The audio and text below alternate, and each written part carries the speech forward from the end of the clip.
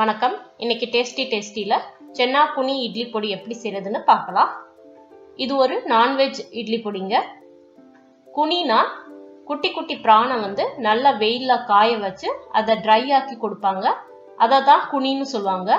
நீங்க கடையில கேட்டீங்கன்னா இந்த மாதிரி கொடுப்பாங்க. பொரி சைஸ்ல தான் இருக்கும் இந்த குனி. இதை கருவாட்டு கடையிலையும் வாங்கலாம், இல்ல மீட் கடையிலையும் வாங்கலாம். வாங்க நம்ம சென்னா குனி இட்லி பொடி எப்படி செய்யறதுன்னு பார்க்கலாம்.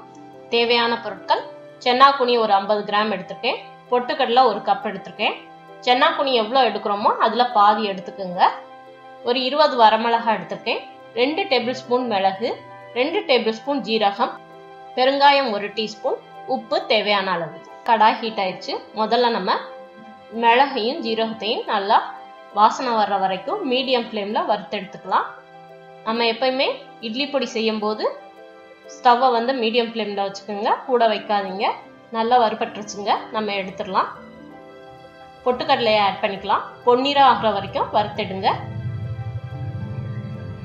பொன்னிறம் ஆயிடுச்சுங்க, இதையும் நம்ம எடுத்துடலாம். வரமிளகாயை ஆட் பண்ணிடலாம். காரத்துக்கு ஏற்ற மாதிரி நீங்கள் கூடவோ குறையவோ வறுத்து எடுத்துக்கோங்க.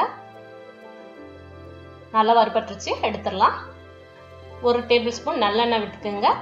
இப்போ நம்ம சென்னா குனியை வறுத்தெடுக்கலாம்.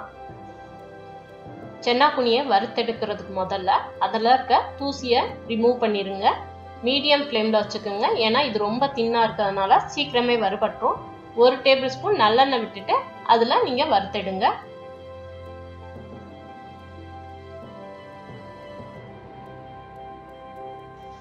நல்லா வறுபட்டுருச்சு, இதையும் நம்ம எடுத்துடலாம். பெருங்காயத்தை ஆட் பண்ணிக்கலாம். உப்பு தேவையான அளவு ஆட் பண்ணிக்கோங்க.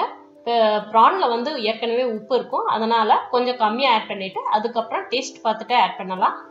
எல்லாமே நல்லா ஆறுனதுக்கப்புறம் மிக்சியில் நல்லா பொடியாக்கிட்டு வந்துருங்க. நம்மளுடைய அருமையான சென்னா குனி இட்லி பொடி ரெடி ஆயிடுச்சு. இது இட்லி தோசைக்கு சூப்பராக இருக்குங்க. சாதத்தில் கூட 1 டேபிள் ஸ்பூன் நல்லெண்ணெய் விட்டு இதை வச்சு சாப்பிட்டு பாருங்க, செம்மையாக இருக்கும். நீங்களும் வீட்டில் செஞ்சு பார்த்துட்டு எப்படி இருக்குன்னு கமெண்ட் பண்ணுங்க, லைக் பண்ணுங்க. நம்மளுடைய டேஸ்டி சேனலுக்கு சப்ஸ்கிரைப் பண்ணுங்க. நன்றி.